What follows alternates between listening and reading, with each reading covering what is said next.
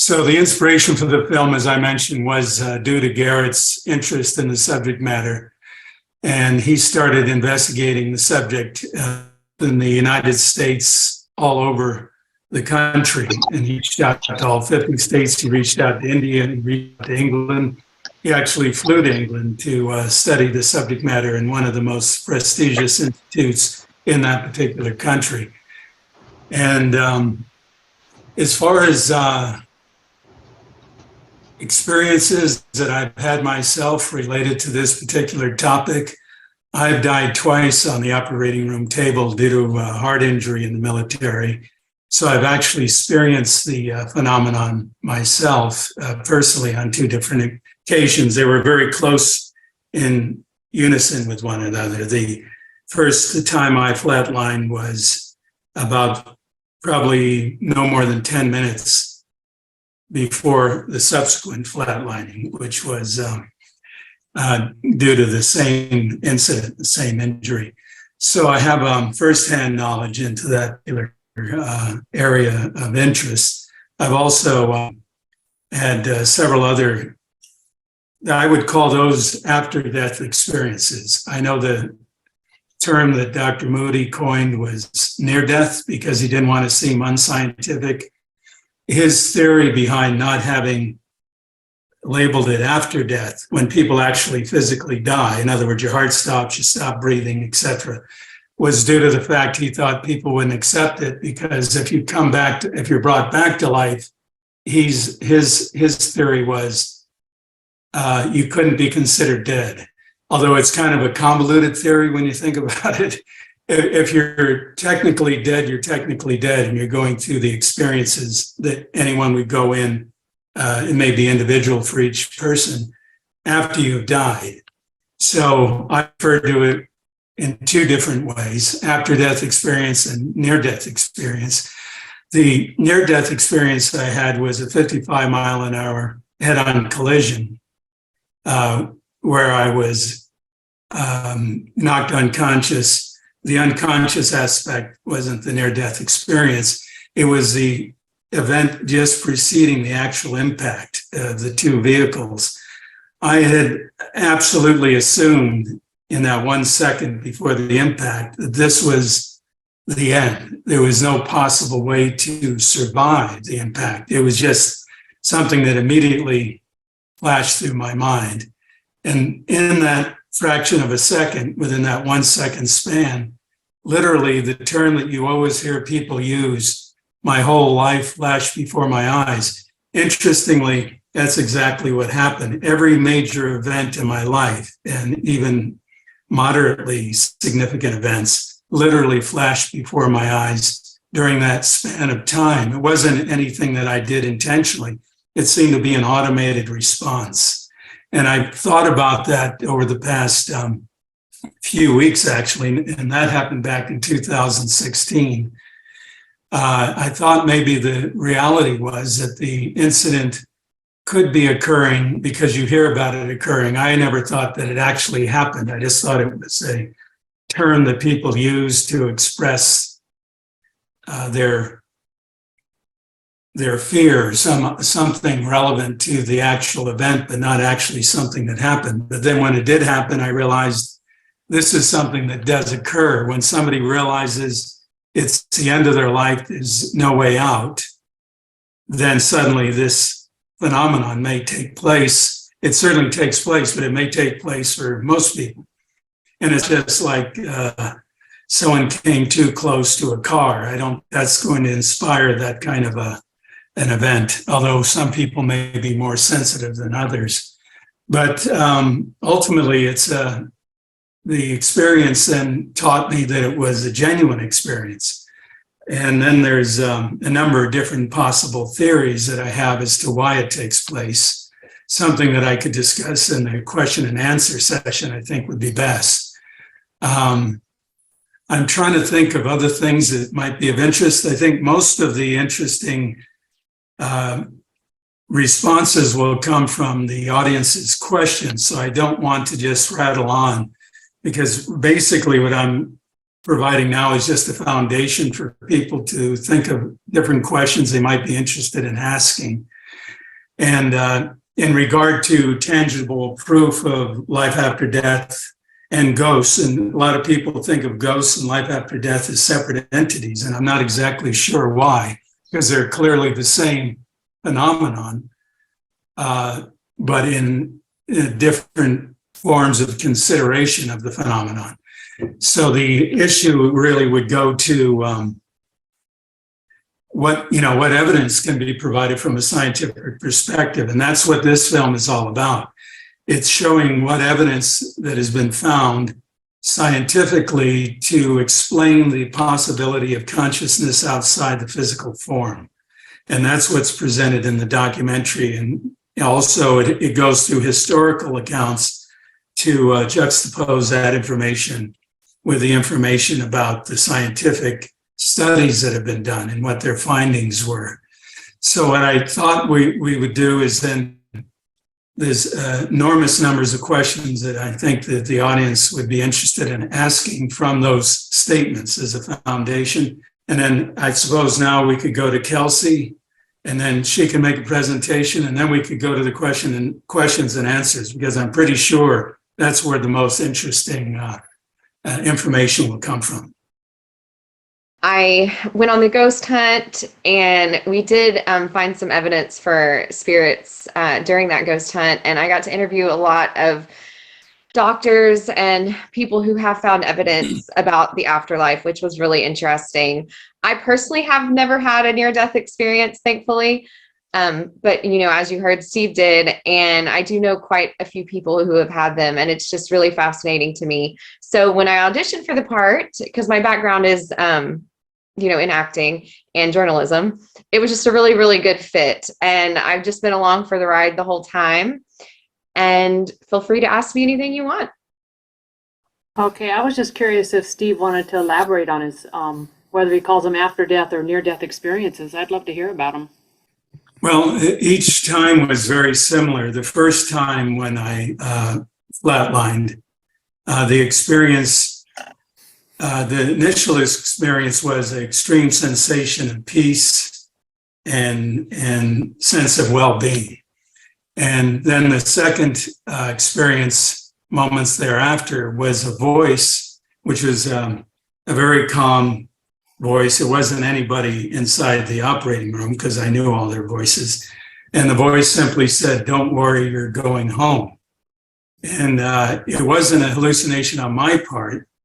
I had no idea what this person was saying, because I didn't consider anywhere my home. I've never really been anywhere for any extended period of time. Even when I was a child, our family moved from one country to the next. And in the military, I moved from one location to the next constantly. And it's been sort of an ongoing thing in my life. So I just wondered who was telling me I was going home, and where was home. I had no idea what the voice was trying to tell me. And at that point, I continued more or less through kind of a tunnel. It was dark, but not dark in the sense of a threatening sense of darkness. It was a comforting form of darkness. And the same basic thing occurred immediately when I died the second time. A very similar scenario took place, where I felt that extreme sense of peace and extreme sense of well-being. And again, the voice said, "Don't worry, you're going home." And still I'm going, where is home? I had no idea what the voice was attempting to tell me. Yes, here I am. Question for Steve, and I'm very glad to hear you made it home or back, whichever you prefer. Yes. Now, I thought you said, Steve, that ghosts and life after death were obviously the same phenomena. I'm not sure if you said that, if you could say yes or no. If it's no, I beg to differ. Oh, yes. Well, they're not, there are different phenomena involved in life as it occurs after death, and ghosts is just one of those phenomenon. It's obviously the ghost is a consciousness that remains behind in this particular dimension for an extended period of time, while the ghost that And when somebody has a life that extends beyond this dimension, they continue their consciousness in a completely different dimension. So it wouldn't be considered a ghost as we know it here on planet Earth or wherever this next dimension is. It's not, the ghost has not moved on to that dimension. So no, it's just one form of afterlife dimension. Oh, the reason I questioned what you actually said was, in our family, we've got witness to a videotape type ghost in inverted commas. It's the type of ghost that when you hit the circumstances, it's like a videotape plays and you can't interact with the videotape. People regularly see exactly the same occurrence. So it looks metaphysical, but you know, people say, oh, I've seen a ghost, but they haven't. What they've seen is this playback of consciousness. It once existed. You know, the person was alive when they imprinted, if you like, the videotape on whatever. I'm not sure on what. And I'll give you the example, if you like. My dad was driving around a really nasty bend on the side of a very steep valley in South Wales. And the housing was on one side halfway up. Went round the bend on a really bad night of weather, and a woman ran out in front of him with an umbrella, saw her black coat, saw the umbrella, ran over her, felt the bump,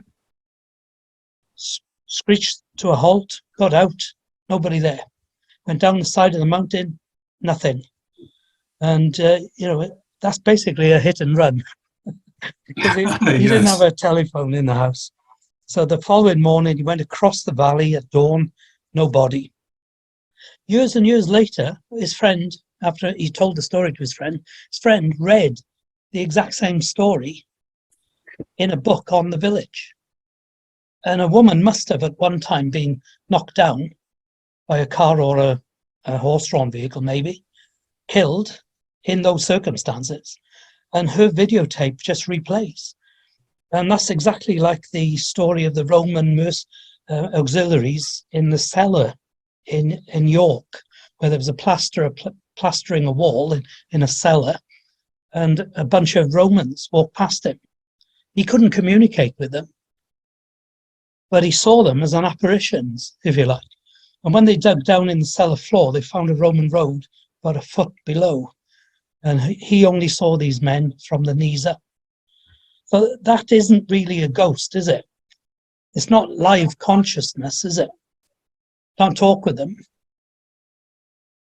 Yes, that makes sense. I think there are very likely to be multiple forms of apparitions and or ghosts, however you classify it, due to the fact that we have an infinite variety of virtually everything in the universe, including an infinite space. And then we can divide time into infinite numbers of different divisions.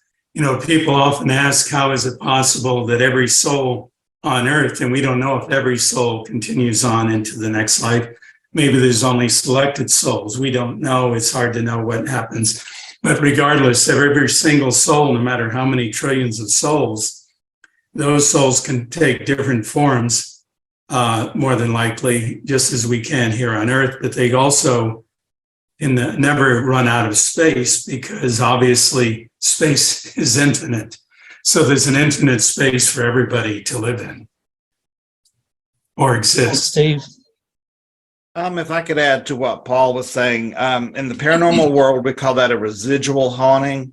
It will never change. It will never interact. You're not dealing with a human consciousness. You're seeing an imprint in the environment. We're not sure what it imprints into. Some think it may have something to do with the Schumann resonance.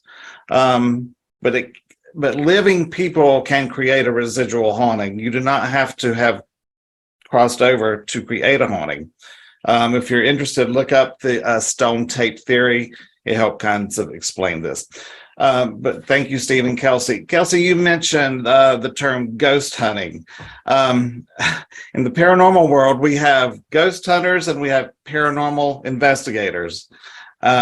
Ghost hunters are in it for the thrill. There's no data collecting. There's no research. They're just going out. Let's find a ghost and have a good time. So I'm curious, when we investigate a possible haunting, we record so much data, environmental data, solar phase, moon phase, barometric pressure, temperatures. Are there railroad tracks nearby that can create kinetic energy, something to feed the apparition? What was done in this film as far as data collecting? Because I'm kind of confused. Were you just researching people with NDEs or people who had said they'd seen an apparition of a person?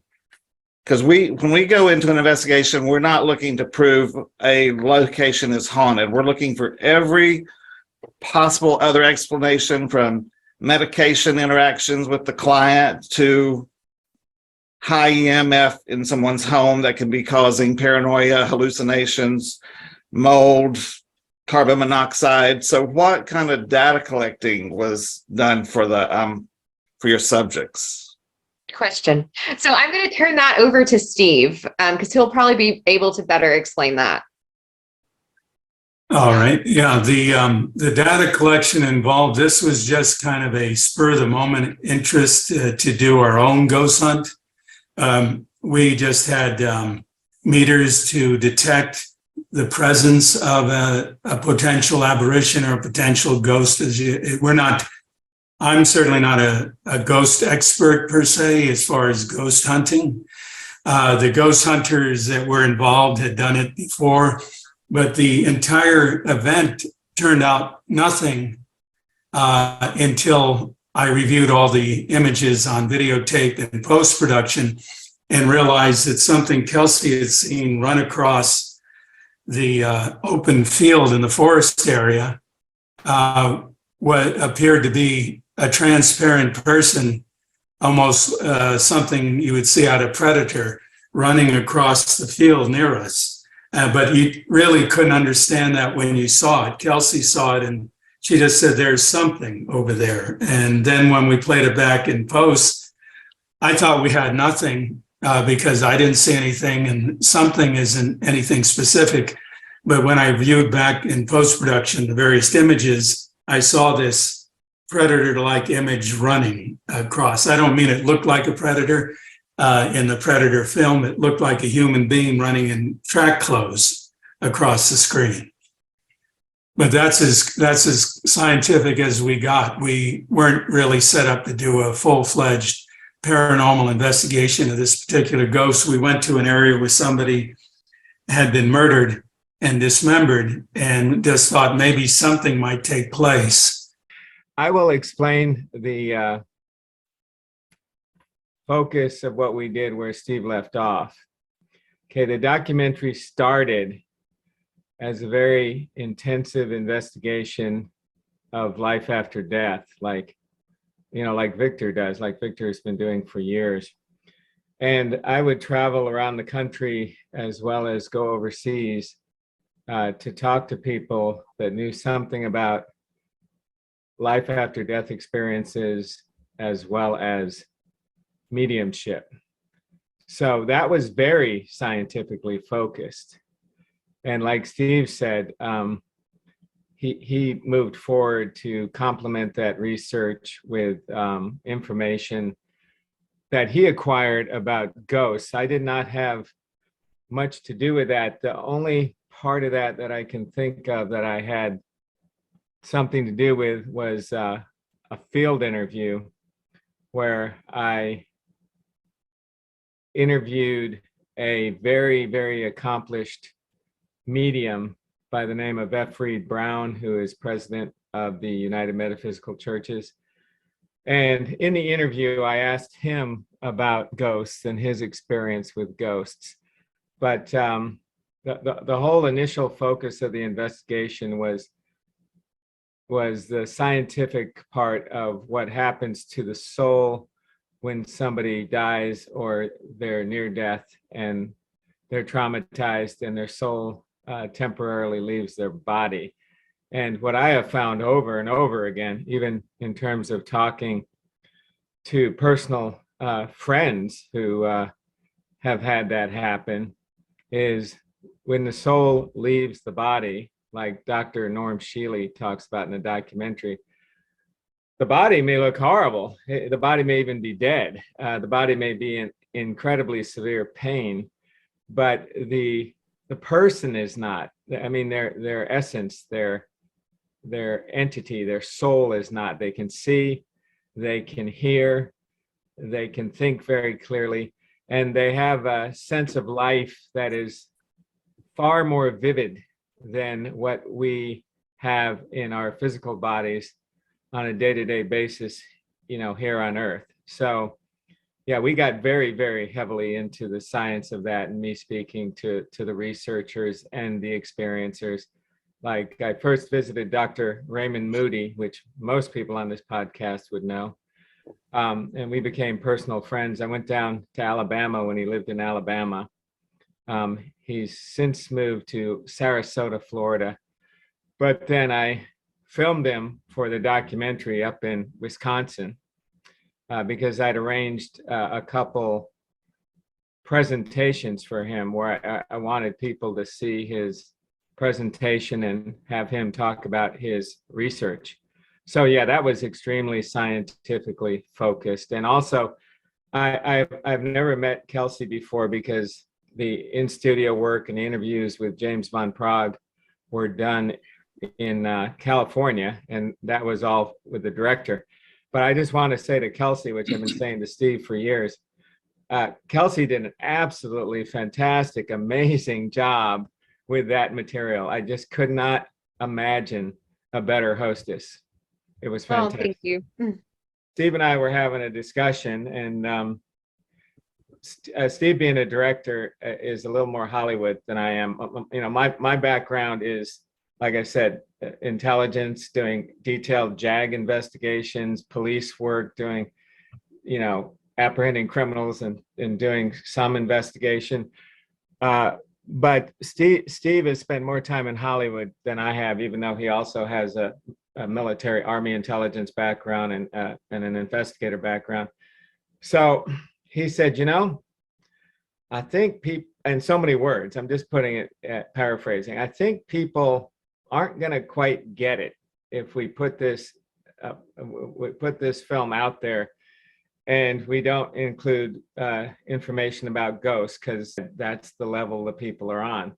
So for better or for worse, because we're not sure about the nature of the title, but we had to be careful with titles so they wouldn't mistake our product for someone else's product.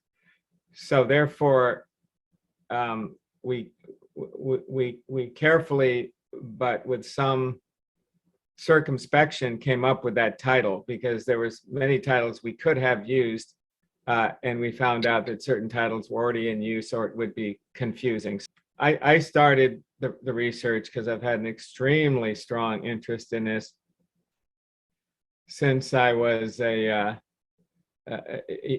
teenager, and I became a commissioned naval intelligence officer. But I started in the Navy as an airman, as a 17-year-old guy coming in the Navy, wanting to do that job. And I remember clearly the Navy took me to the Hampton Roads area, the largest naval base in the world, Norfolk and Virginia Beach. And there was a small bookstore, and a very small independent bookstore, like I guess not many exist anymore. And there was a book called Return from Tomorrow by Dr. George Ritchie. So I'm a 17-year-old sailor looking for something to do, and I'm very interested in the subject. I go in and I buy the book, and that kind of started my scientific research. And interestingly enough, I had the good fortune, who also, Dr. George Ritchie had a military background. Many people might know the book. He died in a military hospital, and I think it was 8 or 9 minutes later, I have the books here, but I don't want to get off camera to grab one. He went ahead and he came back to his body and came back to life. It was hard because he had double pneumonia, but he was also a mentor of Dr. Raymond Moody, when Dr. Raymond Moody was an undergraduate student at the University of Virginia. And obviously I became friends with Dr. Raymond Moody. I'd like to think that I was a friend of Dr. George Ritchie's. I mean, we had lunch together and stuff like that, and I consider him a friend. I just would like to say that the reason it bothers me to call it science is because I feel like then folks like us who are trying to plant the seed that this stuff is real get discredited for calling it science. I think I should clarify, because it seems to be a belief that there's no science presented in the film, which couldn't be farther from the truth. The centrifuge experiments at NASA and the loss of consciousness and the continuation of extreme consciousness after the loss of all blood to the brain, the projection of consciousness of thousands of miles during study, the scientific creation of invisibility presented in the film, the capture of the manifestation of a form on video that appeared to be a specter of sorts, a ghost. And all the experts interviewed, for the most part, were either PhDs or medical doctors speaking from experience. No, we didn't take anyone's temperature, but there was an enormous amount of science involved. You don't always go about investigations in the same way. Having a lot of meters and testing the atmosphere and all that is wonderful, but it's often also irrelevant. If you see a full form manifestation running across the screen, it doesn't really matter what the temperature is. Thanks, Steve, Gary, Kelsey. This is fantastic. And well done, guys, for getting it out there. Can you explain away the evidence in any way other than it being true evidence for continued existence? And after you say no to that, what's causing people, the vast majority of people around the world, to resist this information? Yes, and there's no way to explain away all the evidence of life after death. It's self-evident from the studies and the explanations and the evidence that's been presented all together, everything, not just experiences. The existence of the afterlife is very clear. And then the reason why, number one, the people don't believe it is because they don't understand the evidence. And that even occurs after they've watched the film, because there's so much new evidence. And there's some people that get angry because you don't know exactly why, probably because they didn't understand the evidence that was being presented.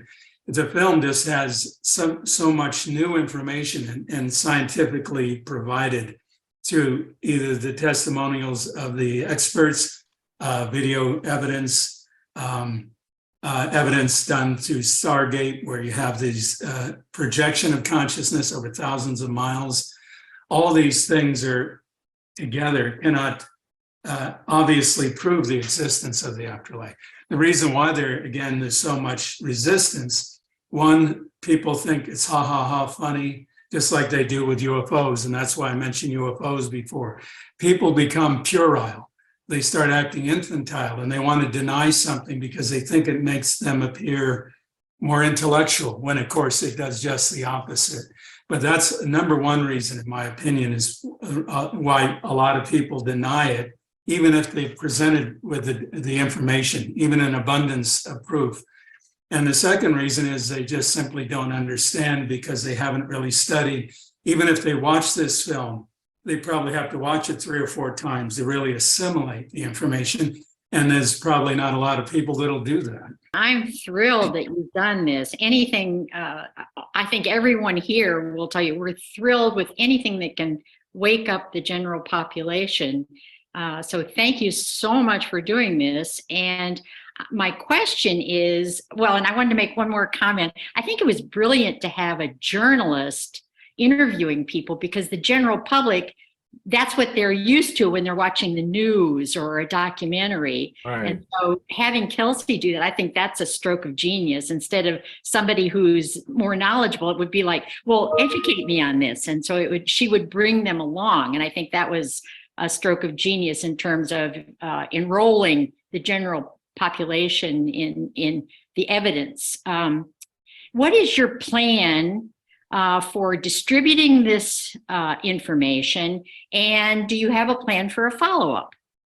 Well, it's available on every major VOD platform throughout the United States: iTunes, Amazon, Vudu, Google Play, on and on and on. They're also selling the DVDs on about 40 different platforms and companies. I don't know if you have a Best Buy it's huge in the United States. And we have Walmart, which is the biggest of the big, who's also distributing and selling the DVDs. So in the United States, it's pretty much everywhere. But I hear it's also available in Australia, but I'm not sure if the links are the same. I know it's also available in England. It was in top of the charts in Australia for about 2 weeks, is on top of the documentary charts, also in England, also in the United States. And I mean in like the top 25 of all the films currently showing in the documentary category. So I'm not entirely sure about how to access it in Australia, but it may be the exact same links. And I don't have a problem with you using the word ghost, because I think for the uninitiated, it's a pull, it's a draw. Yes. So yeah, I agree. That was my argument that I made, simply that use the term ghost and everyone immediately recognizes that as an entity that exists after life. So then, of course, we added also ghost and the afterlife. So I think you're right. It's just something that makes the film more digestible from a general perspective in the public mind. A lot of people in our documentary, it's not just Steve, a lot of these doctors are both, like Norm Shealy is an MD, a medical doctor, and a PhD. Dr. Raymond Moody is an MD and a PhD. I don't take that much stock in academic credentials, but I figured I'd point out those two issues that just recently came up. Thank you, guys. Thank you, everybody. I just want to thank people like Gary and Steve and Kelsey. Wonderful job you're doing. Of course, these things bring out all the questions, what really science is, what religion is. And it's so important that to put these things out to people, to the men on the street, as they say, because, and I agree, the word ghost, the thing that's called people's attention, because in my country, there are lots, thousands, maybe millions of spiritists, but sometimes we are so technical that I think this kind of people that men on the street kind of back away from this a little bit because it's too technical, and I think it's important for you to join these things, the scientific thing, this social science that Gary talked about, and the reality of the phenomena, and bring it out to people. So thank you very much.